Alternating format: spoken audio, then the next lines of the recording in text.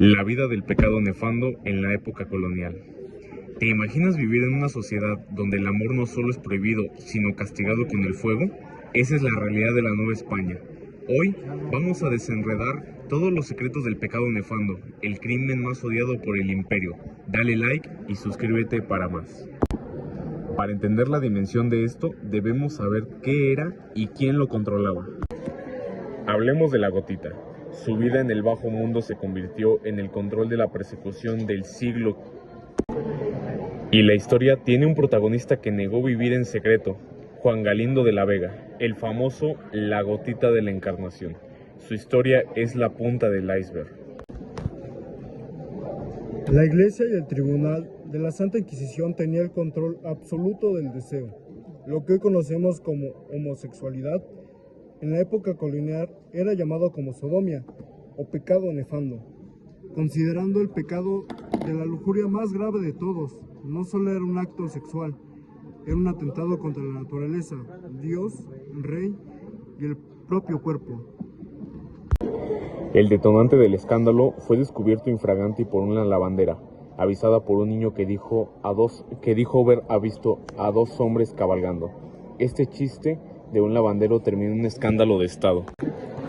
Los documentos lo describen a detalle. Era mulato, afeminado, usaba pañuelos en la cabeza, listones y la cintura ajustada. Además, hacía labores de mujer, como cocinar. Su perfil público junto a su práctica sexual fue su sentencia. Hablemos de la gotita. Su vida en el bajo mundo se convirtió en el centro de la persecución en el siglo XVII. Castigos, tortura y el desafío en alta mar. Estos hombres tenían una identidad propia en el bajo mundo.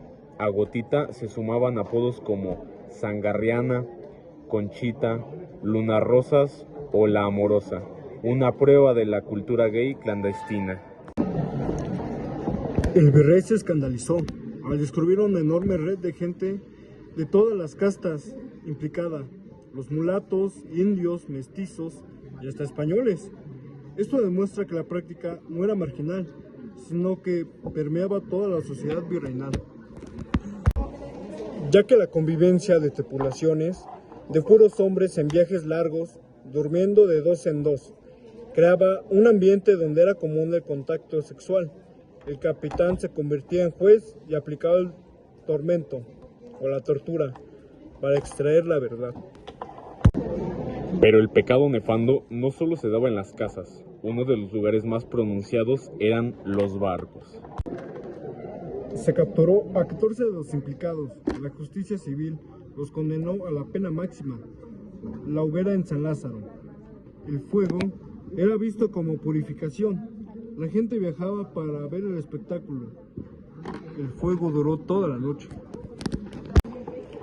El mayor mecanismo de control era el sacramento de la confesión. Las curas usaban los libros de confesión para indagar a detalle. Preguntaban a los hombres si hicieron cosa torpe y sucia con otro hombre o si con una mujer. Llegaron por detrás.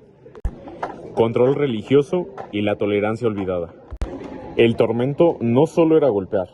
Los acusados eran sometidos a la garrucha, colgados o a las jarras de agua, donde las vaciaban agua en un embudo hasta que se inflaran. Sin embargo, no todos recibían la misma sentencia.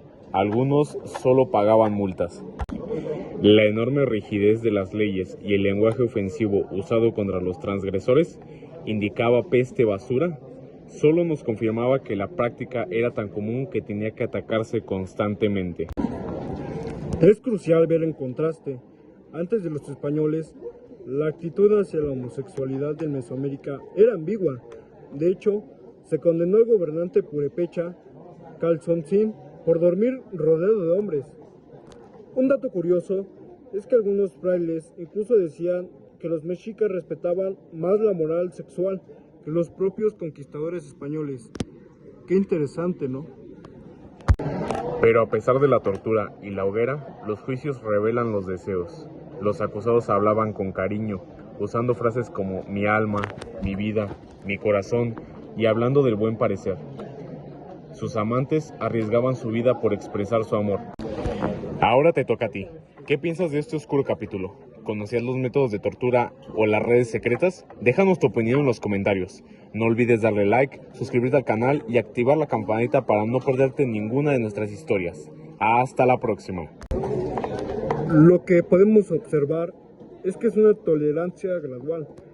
La sociedad toleraba el estereotipo del hombre afeminado para ridiculizarlo, pero si la conducta se mostraba abiertamente en las calles, era silenciada. La verdadera historia es compleja, llena de matices, no de buenos y malos. La historia del pecado nefando es la prueba de que el amor y el deseo siempre encuentran una rendija para manifestarse, incluso bajo el miedo más brutal. La sociedad novohispana no era un mundo gris e inmóvil.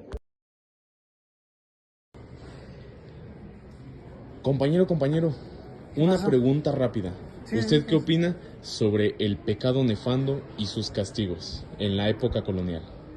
Ok, pues ahora yo creo que ese tipo de, como lo refieres, castigos, eran algo extremistas, ¿no? La verdad, yo siento, ¿no? A pesar de que fuera mal visto, siento que es como algo un poco extremista, ¿no? Llegar a la hoguera, a quemarlos vivos en frente de la gente, sino que como que tampoco era como un trato digno a las personas, ¿no? Porque pues al final pues, eran seres humanos, ¿no? Entonces, o justamente, ¿no? Como hacían multas inclusive, ¿no? Entonces, me parece algo muy extremista, la verdad, porque pues digo, pues al final pues, son seres humanos, ¿no? Sienten y tienen diferentes formas de pensar y todo esto, por eso digo que era algo muy, muy extremista, ¿no? Muchísimas gracias, hermano. Sí, claro. Hasta luego.